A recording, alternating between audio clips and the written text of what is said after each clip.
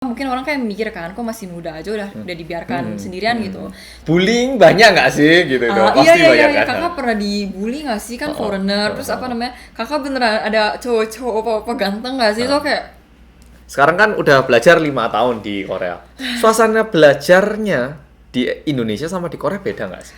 Sekarang ini yang banyak banget tanya, masalah kehidupan sebagai seorang muslim di Korea. Sebelum ke Korea tinggalnya di Indonesia terus kan ya berarti? iya. Maksudnya mungkin pernah liburan lah ke luar negeri gitu ya, tapi tinggalnya di Indonesia kan ya. Sehingga kalau di Indonesia kan beragama Islam, mau ibadah, mau apa kan kayak selalu tersedia dan ya nggak aneh gitu. Nah, waktu SMA yang aku tahu pertama kali ke sini dan di sini tuh kan banyak banget gedung yang nggak ada stiker kiblatnya kan. Iya. Iya kan? Ya mungkin pakai HP bisa lah. Cuman kan kurang biasa kan. Itu gimana? Pertama kali waktu pertama ke sini tuh seberapa sih susahnya? Jadi kayak untuk universitas jauh berbeda sama SMA. Karena universitas pasti kan banyak anak itu udah tahu kan. Benar. Dan juga yang Islam kan nggak cuma dari Indonesia, ada dari Arab, Turki. Betul. Tapi pas SMA tuh karena mereka bukan sekolah internasional, mereka tuh beneran nggak tahu apa-apa sampai kita yang bilang. Jadi kita tuh harus aktif. Gimana cara aku sholat dan segala macam? Kalau pas aku pertama kali datang untuk masalah kayak kalau aku mau sholat dan segala macam itu, aku biasa di kamar. Karena pas banget waktu istirahat itu cocok sama waktu Ibadah. sholatnya. Iya, tapi kadang kan di Korea itu kan musimnya beda-beda kan. Oh iya, jamnya beda-beda kan? Jadi kadang sholatnya di Indonesia kalau maghrib kayak jam 6, tapi kita di Korea jam 9 apa jam 8 pernah gitu. Oh. Iya. Baru tahu aku. Oh gitu. Tapi susahnya lagi itu di SMA aku itu setiap hari diwajibin self study session. Jadi setelah makan malam jam 7:30 sampai jam 10 malam itu kita harus ke ruangan belajar. Untuk Namanya belajar. Jasubshir. Nah, ini lucunya ya. Jasubshil itu sebenarnya tempat belajar kayak self study kan, tapi dipaksa ya. Jadi Iya. namanya self study kan dengan kemauan dari diri sendiri ya. Tapi kalau di Korea enggak. Dipaksa untuk memiliki keinginan untuk belajar untuk diri Iya. sendiri ya. Oke, ini perlu Ini- agak aneh. Namanya memang agak aneh, tapi kayak gitu. Nah, terus Dan juga diawasi guru guys. tapi ngomongnya self study ya. Iya, jadi kalau kamu nggak di situ kamu dicoret. Ya, namanya self study ya. Perlu kan ini self study. Oke. Iya, jadi Terus, kayak waktu iya self-study, kan. Nah, self study kan. Jadi tuh karena kita harus self study.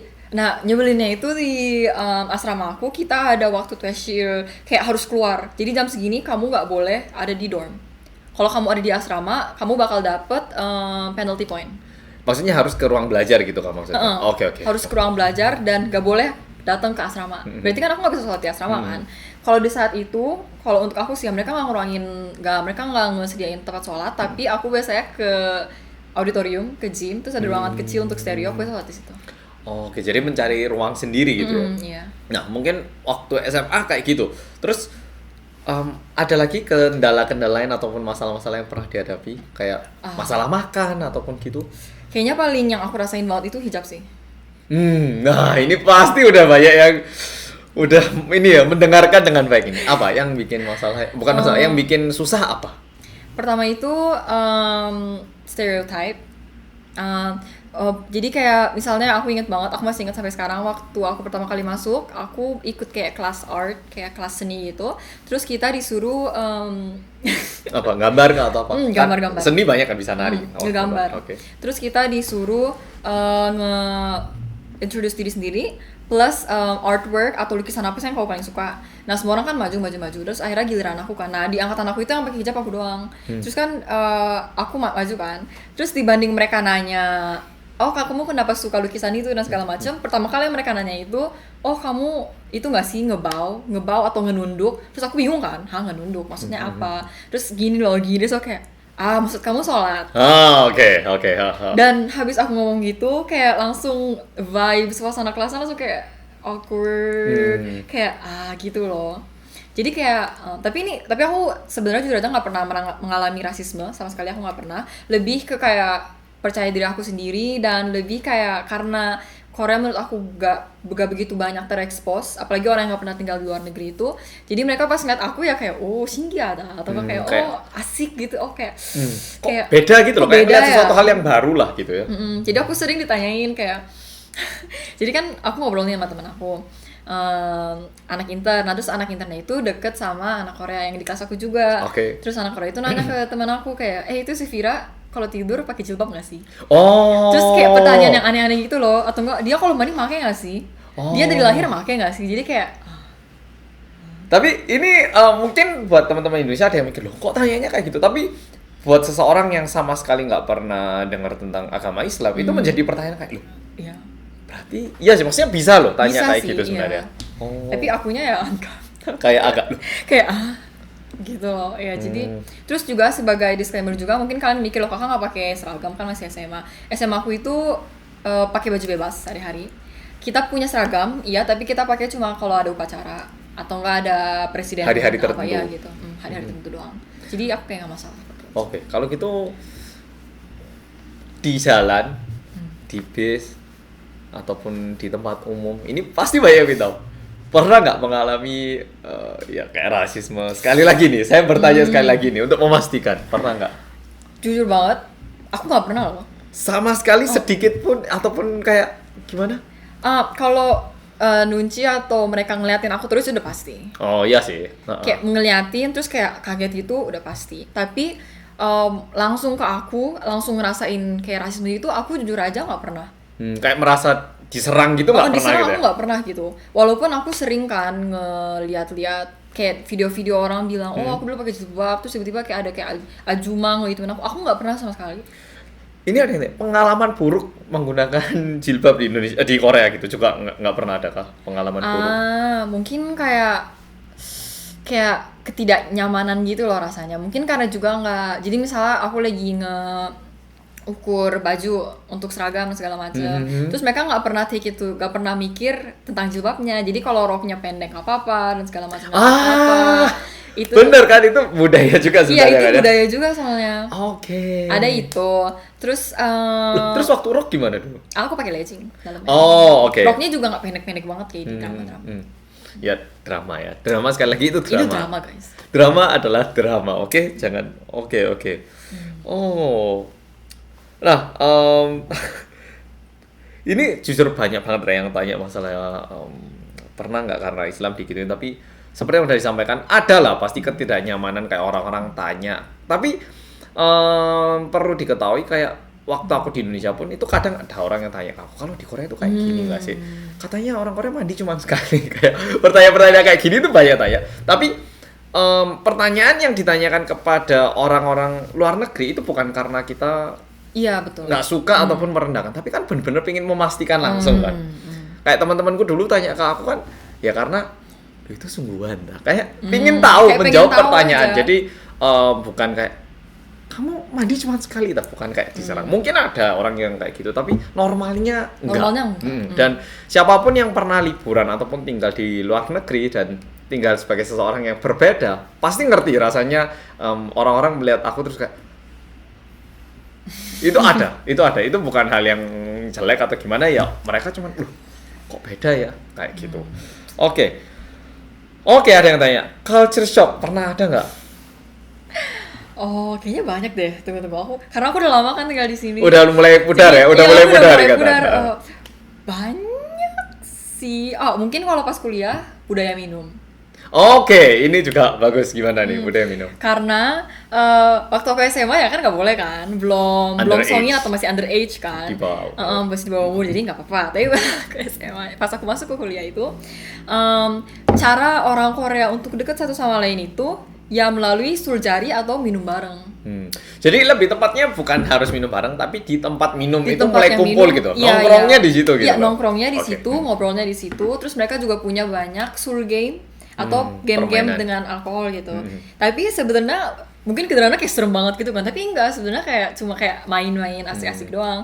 Nah, kan pasti kan aku nggak minum alkohol, cuma susahnya itu, kagetnya itu misalnya aku ikut gatheringnya, aku minumnya biasanya soda kan, mereka kayak udah, dan aku sukanya itu mereka nggak maksain teman-teman aku yang aku bareng. Jadi maksudnya Safiera ini untuk diperjelas, mungkin di tempat yang sama, tapi Safiera nggak minum gitu kan ya sekarang iya, situasinya. Jadi ikutan gerak bareng, cuman nggak minum, oke? Iya. Nah, Karena terus? itu memang budayanya untuk cara mereka berkumpul gitu. Jadi aku pernah ikut sekali, terus kayak beneran beda banget sih sama hidup festival. Kenapa? Yang paling kaget apa? Kayak kocak banget sih. Mungkin aku ngebantu temenku yang muntah atau enggak temenku kayak apa namanya udah mabok gitu kan, terus mereka lari gitu loh, tapi kan aku harus jagain kan. Nah masalahnya nih kan aku nggak pernah minum karena aku minum soda. Yang pasti yang masih sober, yang masih waras tuh aku pasti. Jadi yang harus lucu banget kan kalau yang lain minum semua nggak minum itu kelihatan ini kok. Iya, aku kayak ketawa gitu pasti mereka. Iya, jadi ya aku ngebantu mereka. Terus lucu juga misalnya aku di kamar, terus aku ada roommate, terus roommate aku keluar, aku mau minum, ntar aku balik bareng klub aku, terus oke, pasti aku hari itu bakal tidur malam. Karena nungguin mereka balik. Atau enggak kayak ngejagain gitu loh, jadi kalau ada apa-apa yang pasti ditelepon duluan itu teman kamarnya. Jadi kalau ada apa-apa sama temennya ya. Oke, berhubungan dengan itu, Korea itu aman nggak sih? Negaranya itu sendiri aman banget sih sebenarnya dibanding. Kan aku sering bikin cerita pembunuhan ya, jadi banyak yang mikir Korea gak aman. Gimana sih Safira, aman gak sebagai ada perempuan berusia 20 tahun deh sekarang tinggal di Korea sendiri, aman gak sih? Menurut aku sih jauh aman sih, aman asal kamu ya hati-hati juga. Contohnya kenapa aku bisa bilang aman, kamu mau ninggalin laptop mahal atau enggak handphone di mana aja, kalau kamu balik masih ada. At least waktu aku lagi SMA, aku ninggalin itu laptop aku. Terus aku lupa ngambil selama sehari apa 2 hari, tetap ada di lokasi yang sama. Cuman baterainya yang habis gitu ya. Ini perlu diingat. Jadi di Korea kan sekarang cukup banyak yang namanya CCTV dan kamera ya. Jadi kalau misalnya ada orang ngambil, pertama itu mudah banget ditangkap. Dan juga misalnya nih, aku mau ngambil, misalnya Safira ninggal kelasnya gini ya. Nah, aku itu tujuannya baik, ngambil terus mau tak kasih sebenarnya. Tapi kan bisa jadi aku ngambil terus tak balikin malam kan ya. Nah, tapi yang punya lapor polisi di tengah itu. Terus dianggap aku nyuri gitu loh. Nah, kalau kayak gitu, itu bisa jadi masalah. Nah, memang nanti aku bilang, memang mau tak kembalikan. Loh, tapi kok kamu bawa rumah? Nah, kan gitu kan. Sehingga orang Korea pun sedikit berhati-hati dalam mengambil. Kalaupun ngambil itu pasti langsung diserahkan ataupun mending dilaporkan ke polisi, di sini ada barang apa gitu. Soalnya contoh nih satu insiden yang mungkin agak menarik. Di ATM itu dulu pernah ada dompet ketinggalan. Nah, terus ini orang, wah ini kasihan, aku balikin ke kantor polisi aja deh gitu. Nah, dia udah ambil, cuman kelupaan gitu loh. Dia bawa rumah. Terus beberapa hari setelah itu tiba-tiba didatengin polisi. Karena kamu nyuri gitu. Terus enggak, ini loh enggak saya ambil sama sekali dompetnya, di sini saya lupa gitu. Tunjukkan. Cuman orang itu akhirnya malah kena rugi karena ternyata orang yang ninggal itu dia itu sengaja mau nipu. Jadi dia bilang ke polisi, saya itu beberapa hari yang lalu naruh dompet saya di situ ada cash 10 juta. Bilangnya gitu kan. Yang punya bilang gitu. Nah, terus ada orang ngambil kan, terekam di CCTV. Nah, seketika waktu dompetnya itu dikembalikan, uang cash 10 jutanya mana? Katanya yang punya waktu itu ada uang cash 10 juta loh. Kamu yang ngambil ya? Ya kamu harus ganti rugi. Kalau enggak, kena hukuman mencuri gitu. Sehingga ngambil barang pun enggak ngerti maksudnya kan ya? Kan karena yang punya bilang, loh ini aslinya kayak gini loh. Ini karena kamu ambil sekarang nilainya berkurang atau rusak loh. Ya kamu harus ganti kan. Sehingga ngambil barang cukup sensitif di Korea. Kecuali benar-benar nggak ada kamera mungkin ya. Tapi bukan berarti kalau di jalan ada uang nggak ngambil, nggak sih. Pasti diambil. Kalau uang jatuh di jalan mungkin diambil. Cuman kalau nominalnya besar harus dilaporin ke polisi. Dan kita bisa dapat jatah. Iya. Jadi misalnya nih aku nemu, kita jalan bareng. Di jalan nemu uang 1 juta won gitu ya. Kalau kita laporin ke polisi, terus yang punya nanti datang ngambil, kita itu bisa minta sebagai hak itu 5-20%. Kita boleh minta. Itu kayak hak, bukan nggak wajib sih, tapi kita punya hak untuk minta. Boleh. Dan dari bagian yang kita ambil, kita bayar pajak sebagai pajak pendapatan. Ya, jadi kalau misalnya dipikir daripada aku ngambil kena hukuman, mending tak kasih polisi terus bisa dapat hak kan. Ya kan? Paham maksudnya? Jadi ada sistem yang kayak gitu sehingga mungkin bisa lebih aman kalau barang. Oke, lanjut. Kalau di luar itu keamanan waktu jalan sendiri atau malam hari gimana? Aku sukanya di Korea itu gak ada catcalling, jarang banget. Iya, tau kan kalau misalnya. Iya. Tapi kan? Aku gak pernah di catcalling karena cowok ya, kan gak pernah. Mas, sini dong. Kan gak pernah ya, gak ada. Emang jago banget. Pernah? Enggak, saya gak ada pengalaman. Jangan salah paham ya, saya pernah di catcalling di mana emang? Maksudnya? Waktu di Indonesia kan aku kan. Di Indonesia juga pernah? Di Korea aku gak pernah. Di Indonesia pernah? Di Indonesia sering. Oh gitu. Karena kan aku kan baru tahu aku kan komut naik KRL kan waktu SMP. Itu sering banget, misalnya kamu misalnya keluar dari stasiun, terus kan banyak ojek-ojek gitu kan, itu sering banyak yang nge-catcalling gitu. Oh gitu? Sering banget. Padahal walaupun aku pakai masker, bajuku kayak tebel gitu, nggak semuanya di-catcall. Baru ngerti, karena aku cowok kan, jadi kan awalnya, yuk mas, sini mas, kan nggak mungkin. Oh ya, kalau di sini catcalling bisa dilaporin polisi juga sih kalau kamu merasa nggak nyaman. Tapi mungkin yang hati-hati di Korea itu orang ajusi yang mabuk sih. Benar. Kayaknya. Jadi kalau misalnya kamu jalan malam itu asal kamu kayak di tempat yang nggak banyak tempat terang, yang nggak ada orang-orang mabuk itu nggak apa-apa.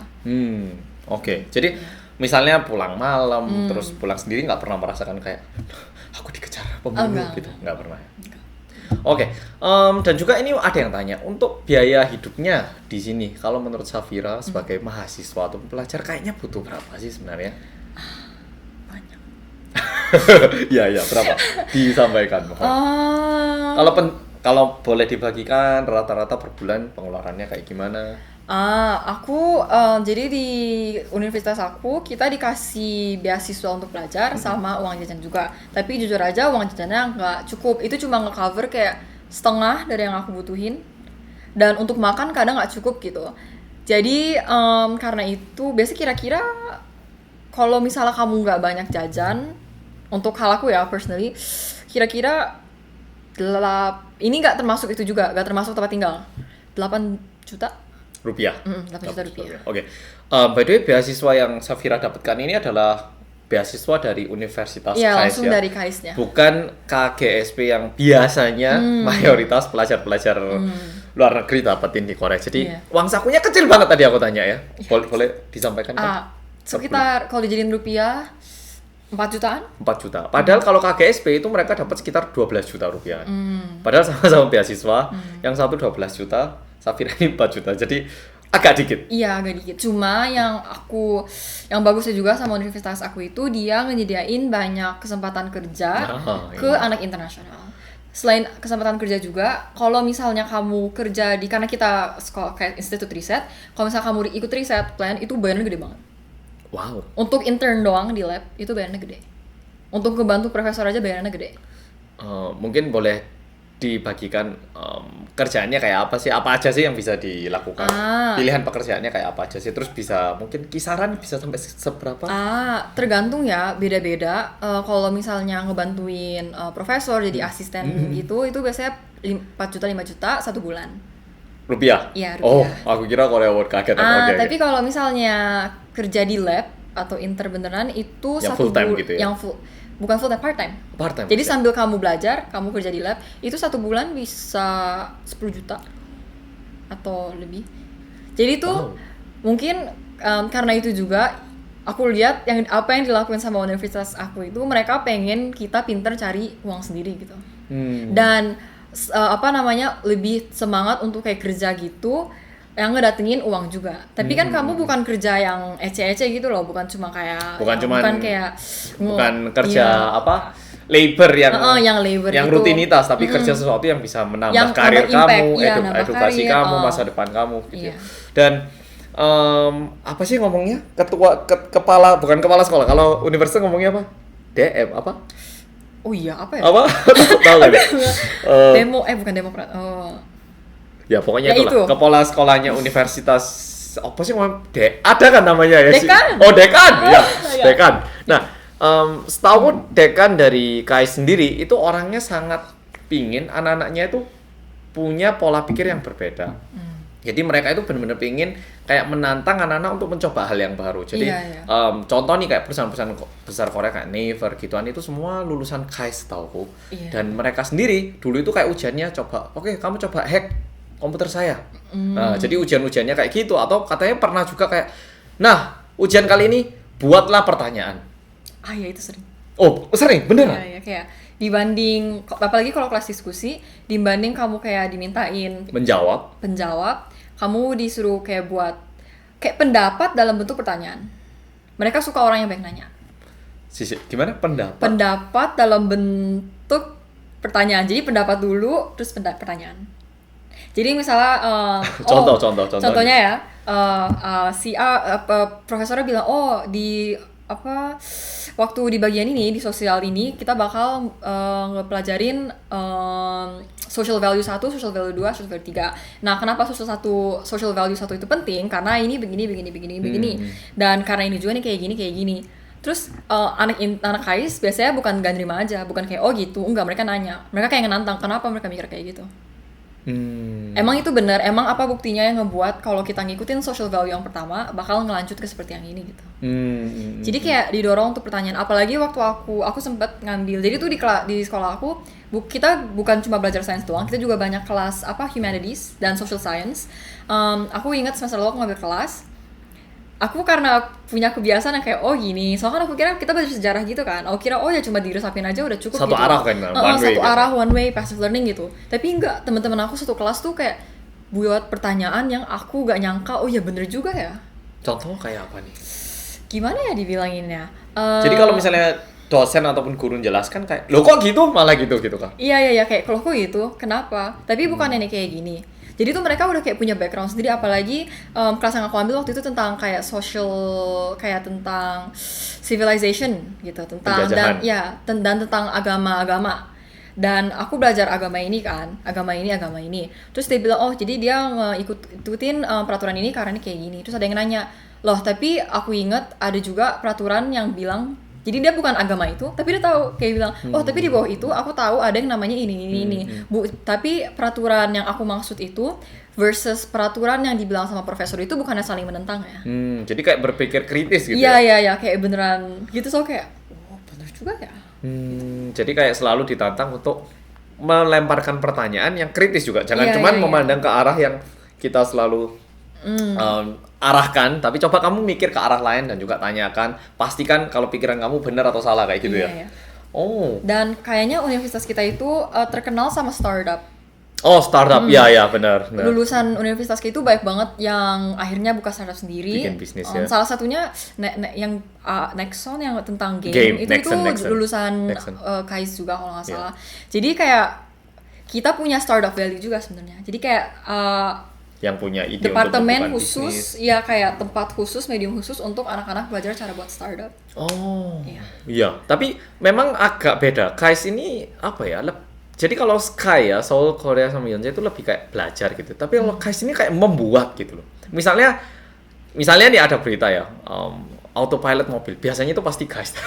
Gitu itu ya, yang masalah engineering buat apa? Robot pasti gitu. KAIS. Yeah. Jadi KAIS itu kayak suka membuat kayak langsung dibuat gitu, kayak diaplikasikan gitu loh ya, diterapkan gitu. Aku sering kok kayak keliling kampus, terus tiba-tiba ada kayak mobil elektrik lewat, terus katanya itu dibuatnya di KAIS. Di KAIS kan, iya. Bahkan setahu aku, makanya di Daejeon itu banyak mobil-mobil yang sekarang lagi dites, kayak benar-benar nggak ada supir yang kursinya depan 4 orang gini. Terus juga bus kita dibuat sama universitas kita sendiri, bisnya juga tanpa bensin. Mobil listrik. Jadi dari listrik ya. Iya, mobil listrik. Ya, jadi KAIS ini sekolah teknologi yang susah bilangnya. Cuman beda banget. Kayak warnanya tuh beda banget dibanding kuliah lain yang image-nya tuh keren banget menurutku. Setelah belajar di KAIS, kedepannya pengen gimana sih? Aku kan sekarang semester 4 ya, masih sisa 4 semester lagi. Iya. Kedepannya setelah belajar? Kedepannya, jadi banyak subscribers aku yang mikir aku tuh udah kayak nge-plans seluruh hidupku itu loh. Kakak kan udah tahu, udah ikut gini, udah gini, pasti tau lah masa depannya bakal kayak gimana. Kayak contoh misalnya, Kak Safira itu pasti 4 tahun kemudian lulus, dia pengen masuk ke perusahaan misalnya MNC, habis itu dia membuat perusahaan sendiri yang visinya ini demi ini, habis itu di list di mana, mungkin mikirnya kayak gitu. Tapi sebenarnya realitanya jujur aja aku masih mirip sama anak-anak seumuran aku. Aku juga suka mikir aku mau ngapain sih di hidup aku. Aku agak tahu arahnya mau ngapain, tapi kalau bisa dibilang secara detail aku masih nggak tahu. Tapi yang aku tahu itu dibanding kalian mikir-mikir susah-susah tentang apa end goal kalian di masa depan, mungkin kalian lebih baik untuk fokus ke prosesnya. Karena proses yang kalian lakuin sekarang, karena proses kalian ini bagus untuk punya tujuan, tapi tujuan itu nggak semuanya gitu. Maksud aku itu kayak bagus untuk punya kayak arahan kamu harus kemana, tapi prosesnya itu juga sangat-sangat penting. Karena goal itu bisa ganti. Tapi cara kamu ngelakuin prosesnya itu bakal ngenentuin goal kamu nanti gitu. Jadi kayak untuk sekarang ini aku belum tahu for sure aku bakal ngapain. Cuma yang aku tahu aku pengen menciptakan sesuatu dibanding kerja kantoran gitu. Kayak gitu. Menciptakan sesuatu. Terus aku pengen belajar banyak banget area-area. Jadi juga di KAIS itu yang unik, kalau misalnya kita daftar universitas itu dengan kamu udah tahu kan kamu bakal jurusan apa. Kalau di KAIS kamu daftar dengan kira-kira kamu mau jurusan apa, tapi pas kamu kelas tahun pertama kita dibilang undecided jurusannya. Istilahnya kayak dokter ya, masih umum. Habis itu mau spesifik apa bisa ditentukan lagi setelah itu. Iya, analoginya kayak gitu. Jadi pas tahun pertama itu kita disuruh nyobain sebanyak kita mungkin. Jadi kita nyoba pelajaran field ini, dan baru pas kamu kelas 2 kamu bisa milih. Iya, bener-bener agak kayak dokter setahu aku kayak dokter kan bisa semuanya, habis itu baru bisa milih spesifik gitu kan ya. Kalau kuliah biasanya kan kamu apa bisnis, mesin, kimia, ya udah kan masuk ya udah selesai. Desain ya udah selesai. Kalau di sini lebih. Iya. Terus kita juga harus mulai beberapa tahun yang lalu baru dimulai sih. Kita wajib major minor. Jadi ambil minor atau double major. Jadi jurusannya 2. Itu diwajibin sekarang. Oke. Kalau gitu dilihat nih, sekarang Korea ini sebagai tempat untuk belajar bagus nggak sih? Bagus sih. Bagus. Tapi nggak perfect. Karena kenapa? Karena yang disayangkan itu apa? Yang disayangkannya tuh kadang aku juga dapat banyak kayak komentar dan pesan dari subscribersku tentang ini. Kadang tuh mindsetnya itu terlalu keras. Maksudnya aku itu bagus untuk produktif, tapi berlebihan itu gak bagus. Ya, jadi contohnya kita harus pinter cara work and life balance. Karena tuh kesehatan mental gitu gak bakal kamu rasain perbedaannya sampai kamu udah bener-bener mumet. Dan kenapa kamu mumet? Karena kamu ngebiasain habit kebiasaan sebelumnya. Ini aku kerasa tersindir banget. Nggak, soalnya kan kayak tahun lalu aku benar-benar nge-get, habis itu aku benar-benar sakit mental. Maksudnya kayak akhirnya ke psikiatris terus makan obat gitu kan ya. Biasa ya Korea kita agak suka ngegas sih, benar-benar kayak agak ekstrim, suka kerja. Ya, jadi yang agak disayangkan kayak work life balance-nya kurang baik ya. Kurang baik. Ya, buktinya aja kayak tidur tadi cuma berapa jam. Maksudnya ini suatu hal yang orang Korea sendiri tahu sih, kita ini terlalu gini, tapi gimana ya kayak susahnya tuh udah kayak di root culture-nya gitu loh. Kalau udah di root culture-nya emang agak susah untuk dilepas gitu loh. Karena perlu diketahui Korea kita SDA nggak ada sama sekali, adanya cuman gunung. Terus kita mau keluar negeri nggak bisa lewat darat, harus lewat udara semua kan. Korea Utara dibatasi. Udah gitu musim juga ganti terus, jadi beli baju juga harus yang tebal tipis, sehingga benar-benar kita ini hidup di ujung tebing sebenarnya kalau aku bilang. Sehingga kebiasaannya itu kayak kalau aku malas aku bakal mati gitu. Kayaknya ini udah dari generasi sebelum aku lahir gitu ya kayaknya. Sehingga ini kayak terbawa dan terbukti Korea membaik kan ya. Jadi kayak it works. Jadi kayak kita harus mempertahankan. Ini menjadi kayak kepercayaan juga gitu sih buat kita. Itu yang disayangkan. Bener sih kalau itu semua setuju, semua orang Korea pasti setuju, nggak ada yang nggak setuju, jujur. Cuman nggak ada yang bakal istirahat, karena ketika aku istirahat diselip. Iya, betul banget waktu SMA. Kalau aku juga sempet punya mentality itu banget waktu aku SMA, karena kalau aku istirahat bentar aku diselip. Terus karena aku juga sayang aja sih kayak soalnya aku ngeliat langsung gitu loh, teman-teman aku literally kayak punya mental breakdown gitu loh. Gitu? Di koridor. Waktu SMA. Iya. Karena SMA kita termasuk emang berat banget juga. Jadi SMA-nya Safiera ini sekali lagi itu benar-benar tempatnya anak-anak pinter itu dikumpulkan. Jadi pinter-pinter ditandingkan sama anak-anak yang pinter udah. Gitu ya. Iya, terus sekarang ada yang kayak teriak sendiri. Walaupun bukan teman dekat aku sih, cuma ada banyak.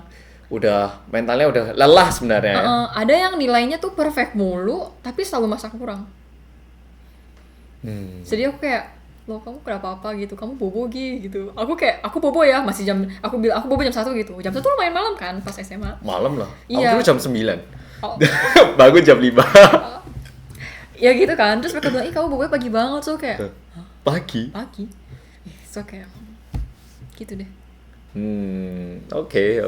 Kalau gitu misalnya setelah Safira lihat, Korea ini cocoknya untuk teman-teman yang kayak gimana sih? Mungkin kalau ada yang tanya, aku cocok nggak untuk kuliah di Korea? Anak yang kayak apa sih yang cocok ataupun Safira bakal rekomendasiin untuk belajar di Korea? Semuanya balik ke diri kalian sendiri sih, tapi tujuan awal kalian kesini itu untuk apa? Wah, kalau mau ketemu idol gimana nih? Guys, aku nggak selaki itu. Kok aku udah tinggal di sini 5 tahun tapi aku nggak pernah ketemu. Sama sekali masa nggak pernah? Papasan? Gak pernah. Mungkin pernah tapi aku nggak sadar. Gak pernah. Masalahnya nih, aku waktu SMA aku nggak tinggal di Seoul. Jadi ya. Tinggal di Seoul pun nggak kayak gitu. Tinggal di Seoul pun aja nggak gampang, apalagi aku tinggal di kota lain gitu. Terus aku asrama. Aku keluar cuma pas weekend doang. Jadi ya gitu deh. Iya, ini dimulai dari diri kalian sendiri sih, tujuannya apa.